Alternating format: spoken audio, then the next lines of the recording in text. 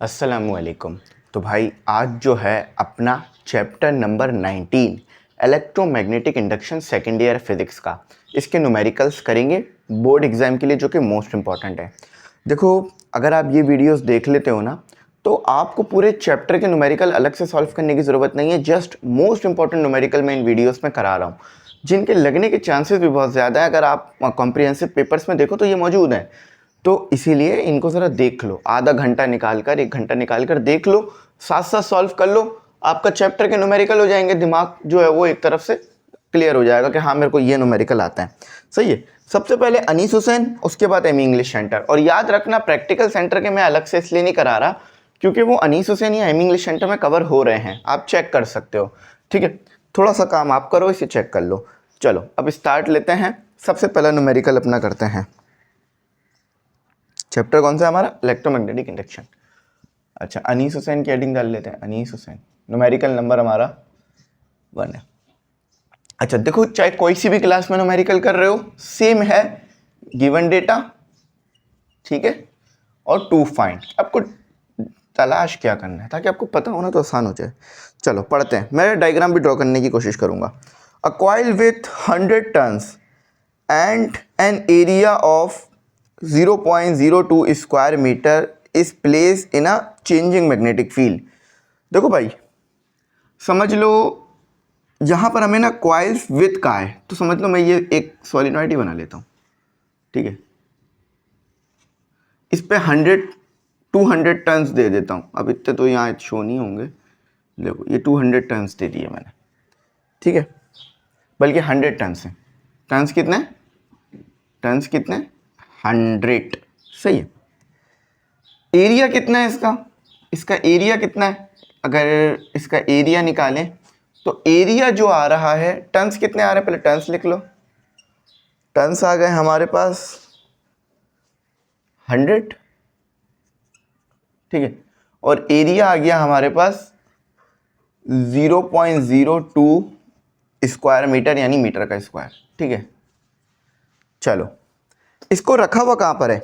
इसको रखा हुआ है मैग्नेटिक फील्ड के अंदर। ठीक है, मैग्नेटिक फील्ड के अंदर रखा हुआ है इसको। ये मैग्नेटिक फील्ड इसमें से पास हो रही है, बी लिख दिया। अच्छा, चेंजिंग मैग्नेटिक फील्ड यानी मैग्नेटिक फील्ड में चेंज आ रहा है, मैग्नेटिक फील्ड कम ज्यादा हो रही है। ठीक है, magnetic field change from, magnetic field कितने से चेंज हो रही है? पहले मैग्नेटिक फील्ड थी आपके पास 0.2, इसको B1 कह लेते हैं। फिर मैग्नेटिक फील्ड हो जाती है 0.5 और टेस्ला। ठीक है, और टाइम कितना लग रहा है ये चेंजिंग आने में? इतने सेकंड लग रहे हैं, 0.1 second. Calculate the induce electromotive force. Induce electromotive force क्या होगी आपके पास? ईएमएफ। ईएमएफ पता करनी है आपने। इस चाहे तो ऐसे लिख लो या ईएमएफ लिख लो, लेकिन इंड्यूस है ये याद रखना। ठीक है, तो ये सिंबल ज़्यादा बेहतर है। ये जो सिंबल है ना, ये इंड्यूस इलेक्ट्रोमोटिव फोर्स के लिए होता है। देखो, आपको पता है ना भाई, अगर किसी कॉइल में से मैग्नेटिक फील्ड पास हो रही है और उस मैग्नेटिक फील्ड में टाइम के रिस्पेक्ट से चेंज आ रहा है, तो इस कॉइल के अंदर ईएमएफ आएगा, ईएमएफ प्रोड्यूस होगा, वो इंड्यूस होगा। Faraday law of electromagnetic induction याद है ना? बस ये वही बात हो रही है यहाँ पर। अच्छा, अब फॉर्मूला कौन सा यूज़ होगा हमें ये कैलकुलेट करने के लिए? तो माइनस एन, ये माइनस जो है वो लेंस लॉ की वजह से। ठीक है, फ्लक्स अपॉन डेल्टा टी। तो अब हमारे पास क्या होना चाहिए? हमारे पास होना चाहिए फ्लक्स। देखो ना, यहाँ तो मैग्नेटिक फील्ड है, फ्लक्स तो है नहीं। तो देखो, B1 की मदद से फ्लक्स निकाल लेंगे। एरिया तो चेंज नहीं हो रहा ना कॉइल का, देखो एरिया तो सेम है, बस फील्ड चेंज हो रही है। तो ये डेल्टा फ्लक्स है। डेल्टा फ्लक्स का मतलब क्या होगा? ये जो था ना आपका टाइम जो था वो डेल्टा टी था, क्योंकि ये चेंज इन टाइम था। सही है, देखो एन, और आपके पास फ्लक्स 2 माइनस फ्लक्स 1। ठीक है, फ्लक्स 2 माइनस फ्लक्स 1। ये एन क्या है? ये टर्न्स हैं, टोटल नंबर ऑफ टर्न्स। ठीक है, टाइम आपको तो पता है, बस मसला क्या है? फ्लक्स नहीं पता। फ्लक्स सैंपल सही बना देते हैं। फ्लक्स का सिंबल सही कर लेते हैं, फ्लक्स नहीं पता तो देखो फ्लक्स तो कैलकुलेट हो जाएगा ना। मैग्नेटिक फ्लक्स के लिए फॉर्मूला क्या पढ़ा था आपने, अगर मैं सिंपल फॉर्मूला लिखूं तो बी ए कॉस थीटा, तो यहां पर थीटा 0 होगा तो इसलिए जस्ट बी ए, देखो कॉस थीटा, तो थीटा यहां पर जो है वो 0 होगा तो ये 1 हो जाएगा।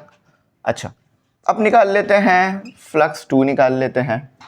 तो फ्लक्स 2 कैलकुलेट, वैसे तो डायरेक्ट फॉर्मूले में रख के भी सॉल्व किया जा सकता है, लेकिन मैंने डायरेक्ट प्रेफर करने से ज़्यादा बेहतर है इस तरह कर लिया, 0.5 मल्टीप्लाई 0.02, सही है। ठीक है फ्लक्स 2 निकालते हैं। देखो फ्लक्स 2 निकालने के लिए क्या करना होगा, B2 और A तो जस्ट A रहेगा, देखो एरिया तो चेंज नहीं होगा ना कॉइल का, जस्ट फील्ड चेंज हो रही है जिसकी वजह से फ्लक्स चेंज हो रहा है। B2 क्या है 0.5 और A क्या है 0.02,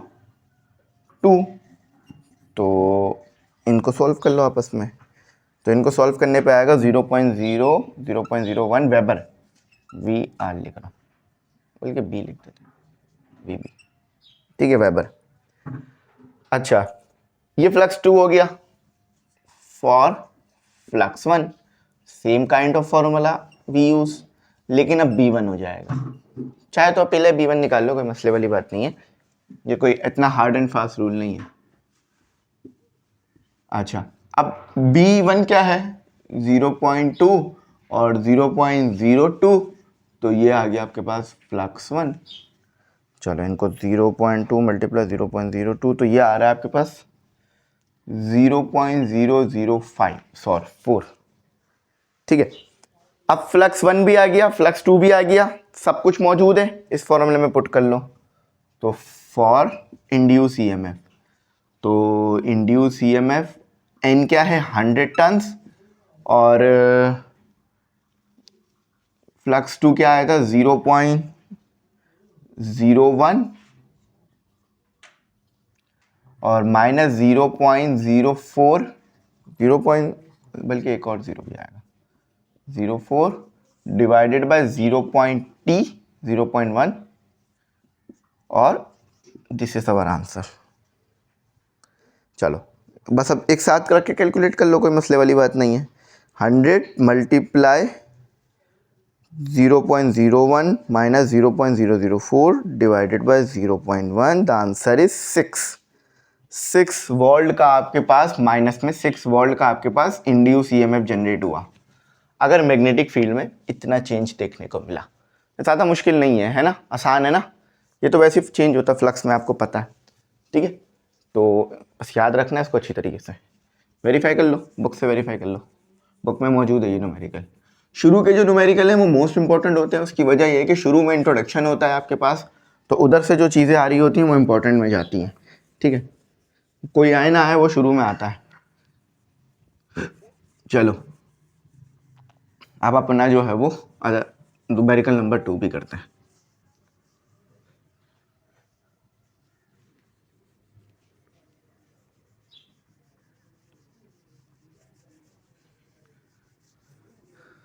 अब अनीस हुसैन का ही न्यूमेरिकल नंबर 2 कर लेते हैं, उसके बाद फिर हम इंग्लिश सेंटर से कर लेंगे। तो ये आ गया आपके पास न्यूमेरिकल नंबर 2।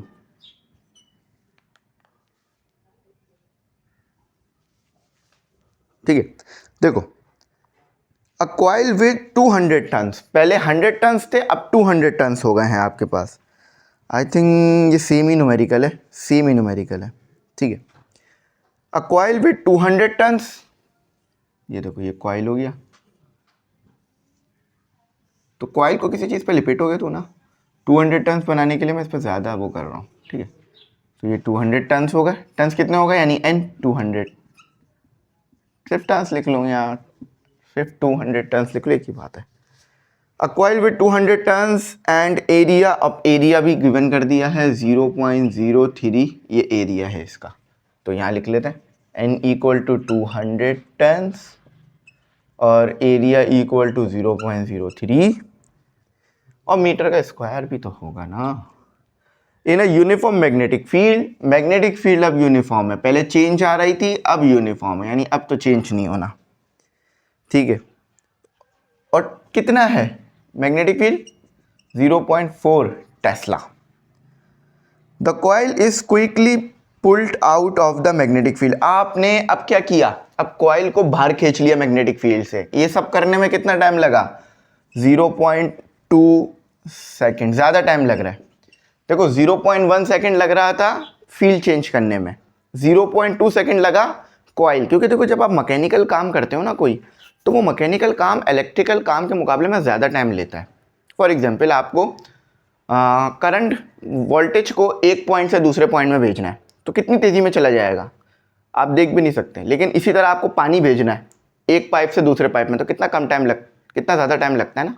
तो बस यही बात है, तो इसलिए यहाँ ज़्यादा टाइम लगेगा। अब देखो जब आप कॉइल को खींचोगे मैग्नेटिक फील्ड से, कॉइल को निकालोगे, तो मैग्नेटिक फील्ड में अब चेंज आएगा।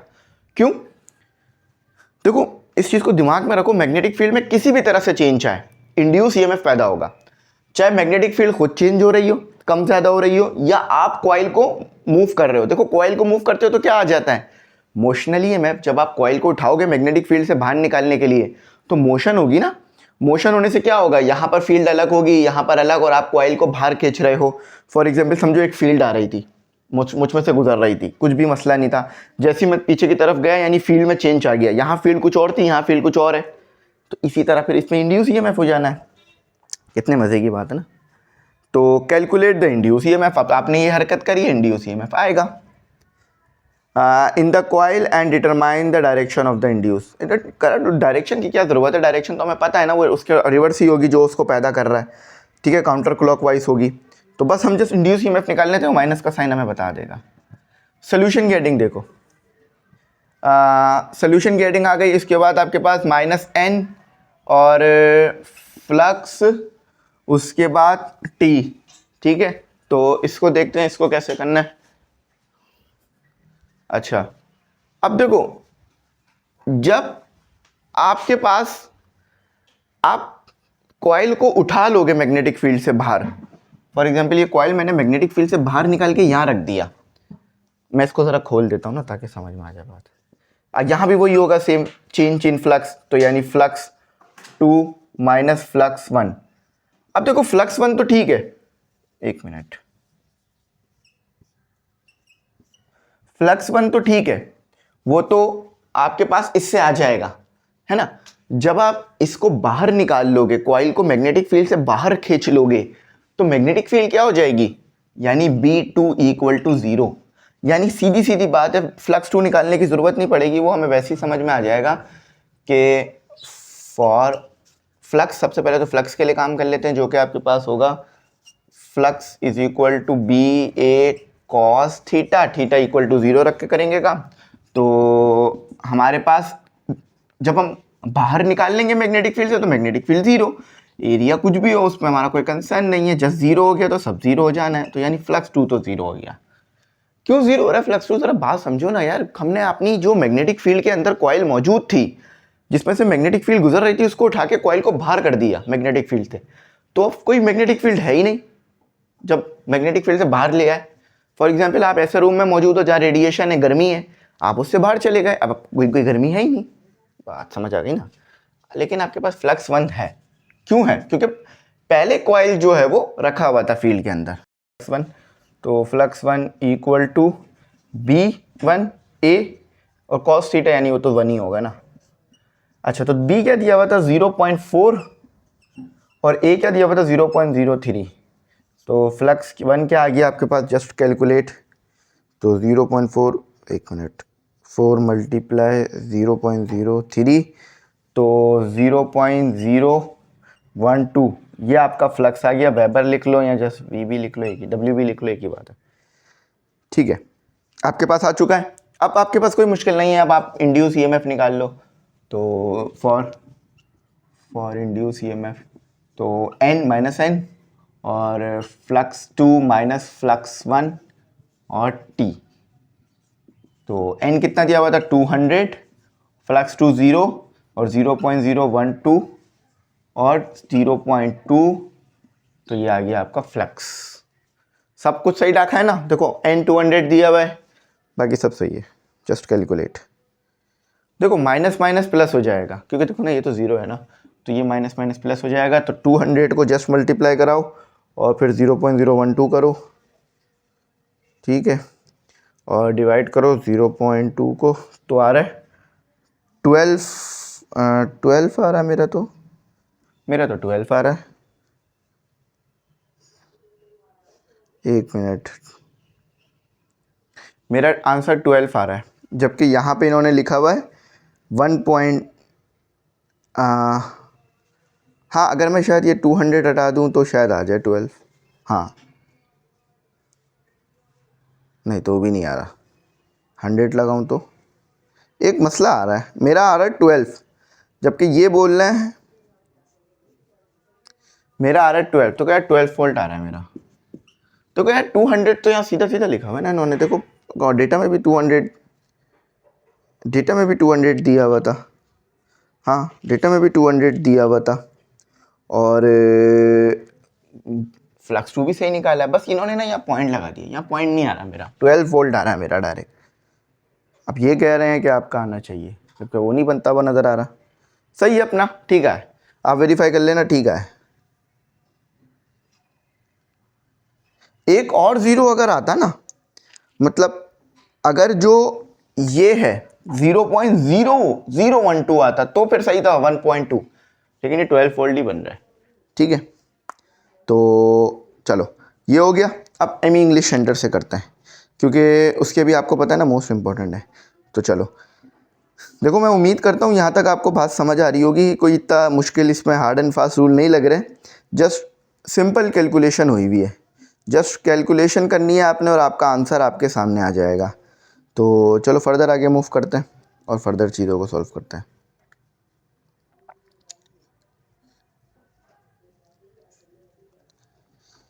चलो इसको रिमूव करा देता हूँ, अगला कराता हूँ। अच्छा, अब हम जो है वो अपने आसान न्यूमेरिकल भी कर लेंगे, इसमें आसान भी आ जाते हैं कुछ। वैसे तो न्यूमेरिकल में ना ज़्यादा ही टाइम लग रहा है पता है, लेकिन ये न्यूमेरिकल में नंबर पूरे मिल जाते हैं, इसमें नंबर नहीं कटते हैं। वरना कुछ और करो तो उसमें नंबर कटने के चांसेस रहते हैं। थ्योरी में मेरे भी अक्सर नंबर कट जाते हैं। थ्योरी टीचर के ऊपर होती है, टीचर को सही समझ आए या ना आए, चाहे आपने सही लिखी हो या ना लिखी हो। तो लेकिन इसमें भाई टीचर को समझ आएगा ही आएगा, क्योंकि देखो सीधा सीधा फॉर्मूला है, सीधा सीधा आंसर है, तो इसमें टीचर को क्या मसला होगा देखने में। हाँ, बस आपने सही किया हो, गलत ना किया। चलो पहला करते हैं, ठीक है। अच्छा, मैं पढ़ देता हूँ फिर करते हैं, आपके सामने चल रहा होगा, इसे देख लो अच्छी तरीके से। अच्छा, कह रहे हैं एन एसी जनरेटर, भाई एक अल्टरनेटिंग जनरेटर है। एमी इंग्लिश सेंटर से करते हैं, ठीक है।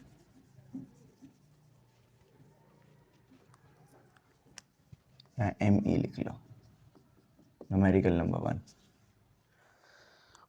N AC generator produce an alternating current with a maximum voltage of. देखो एक एसी जनरेटर है जो कि करंट प्रोड्यूस करेगा, मतलब आपको इलेक्ट्रिसिटी जनरेट करके देगा ना बेसिकली। तो वोल्टेज कितने दे रहा है, 240 वोल्ट, जो कि आपको मिलने चाहिए। फ्रीक्वेंसी वही है हमारे पास, 50 हर्ट्ज की आनी चाहिए, ठीक है। और calculate the peak value of the voltage, voltage की पीक वैल्यू आपने कैलकुलेट करनी है। यार ये एसी जनरेटर वाले का सवाल नहीं लग रहा, ये तो मुझे लग रहा है शायद इसके आगे का सवाल है। नहीं, इसी चैप्टर का है, इसी चैप्टर का, कोई मसला नहीं है। अच्छा देखो, बहुत आसान न्यूमेरिकल है, जस्ट एक छोटा सा फॉर्मूला लगेगा, आंसर आपके सामने, कुछ भी सेट नहीं कराना। तो वी पीक पता करना है ना आपको, पीक वोल्टेज, तो square root two V R M S, ठीक है। अब वी आर एम एस कितना दिया भाई, ये वी आर एम एस है बेसिकली ना, ये जो दिया हुआ था ना रूट मीन स्क्वायर, ये रूट मीन स्क्वायर है। A C equivalent to D C V R M S कहलाता है, तो ये वी आर एम एस है। मैं आपको ये सब चीज़ें पढ़ा चुका हूँ, मैं उम्मीद करता हूँ आप लोगों को ये सब कुछ याद होगा, लेकिन अगर नहीं याद है तो कोई बात नहीं, एक बार रिवीजन कर लेना सही से। मैं भी भूल जाता हूँ, ऐसी बात नहीं है, मुझे भी रिवीजन की ज़रूरत रहती है। बस ये है कि मैं बार बार पढ़ता रहता हूँ ताकि मुझे वो बात याद रहे जो मैंने पढ़ी है, 339.41 वोल्ट। तो वी पीक VRMS से ज़्यादा ही आ रहा है और ज़्यादा ही आता है। ठीक है, राउंड ऑफ करने की ज़रूरत नहीं है, वो ऑलरेडी राउंड ऑफ हुआ है। इतना बहुत है, चाहो तो 340 लिख लो, लेकिन बस इतना बहुत है। चलो अगला करते हैं। 2 कॉइल आर प्लेस, 2 कॉइल्स हैं, 2 कॉइल्स हैं। देखो ये एक कॉइल हो गया, ये दूसरा। डायग्राम ड्रॉ करने की पूरी कोशिश किया करो, अगर डायग्राम ड्रॉ करनी आ गई ना, यकीन मानो आपको बड़ी आसानी हो जाएगी। 2 कॉइल हैं, एक दूसरे के करीब करीब रखे हुए हैं। तो लिखा हुआ 2 coils are place adjacent to each other and a change in current in the first coil induce. Change करते हो करंट में, ये बेसिकली म्यूचुअल इंडक्शन का कॉन्सेप्ट हो रहा है। ठीक है, आप चाहो तो जनरेट वो भी बना सकते हो, ट्रांसफार्मर भी बना सकते हो, उसमें भी ऐसी कॉन्सेप्ट होता है। लेकिन देखो आपको पता है कि अगर एक कॉइल में करंट चेंज होगा या फील्ड का चेंज आएगा, तो दूसरे कॉइल में क्या पैदा होगा? इंड्यूस ईएमएफ, म्यूचुअल इंडक्शन की मदद से। ठीक है, तो गिवन डेटा लिख लो और 2 फाइंड लिख लो। ठीक है, तो चलो फर्दर इसको करते हैं।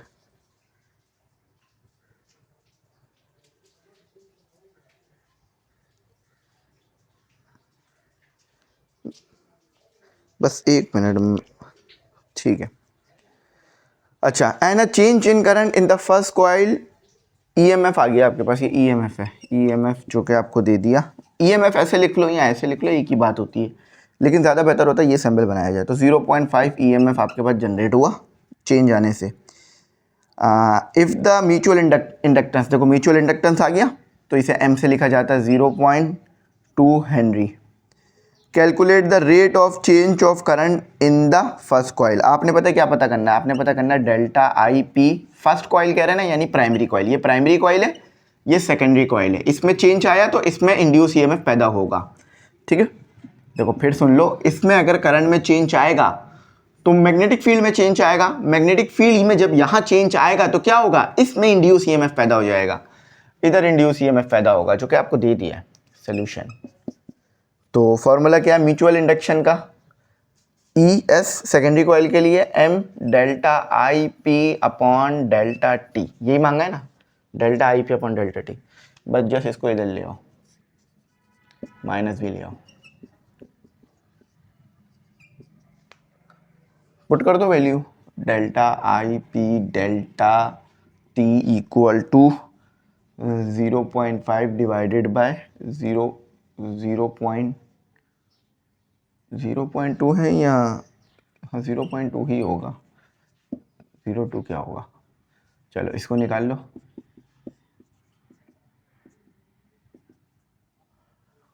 ठीक है, कर लो, कैलकुलेट हो जाएगा। तो 0.5 सेकेंड ईयर के न्यूमेरिकल ना आसान नहीं है, मैं पता है आपको, क्योंकि इसके जो हार्ड न्यूमेरिकल है ना, वो ग्रेजुएशन लेवल पे कराया जाता है। 2.5 एम्पियर पर सेकेंड के रिस्पेक्ट से चेंज आ रहा है, बिल्कुल सही है। ठीक है, चलो अब आखिरी करते हैं। आखिरी यूँ क्योंकि आखिरी एक न्यूमेरिकल आपको करना है। अब देखो सारे मैं कराऊंगा तो फिर तो गलत बात हो जाएगी ना, थोड़ा बहुत आप भी करो। एक आपको दूंगा बस, ज़्यादा नहीं दे रहा, टेंशन नहीं लो। दूसरा हो गया, तीसरे की तरफ आ जाओ।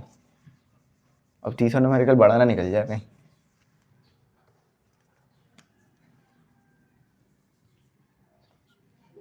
तीसरा है बल्कि,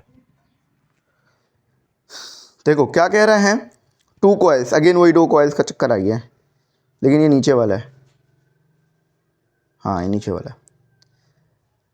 तो 2 coils are place to close to each other, वही दोनों कॉइल का चक्कर है, सेम बात हो रही है। If a change in current, current में जो चेंज आ रहा है वो डेल्टा आई, और करंट में चेंज कहाँ आएगा?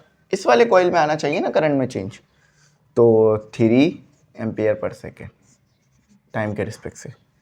ठीक है, ये मुझे क्या लग रहा है, यही वाले न्यूमेरिकल घुमा के तो नहीं दे दिया। Is the first coil. अच्छा, ईएमएफ जो जनरेट हो रहा है वो 4 वोल्ट का हो रहा है इन द सेकेंडरी कॉइल। अब म्यूचुअल इंडक्शन सेम चीज़ है, सेम फॉर्मूला लग के बस आंसर निकलेगा। तो सोल्यूशन, तो E S is equal to M delta I P upon I T.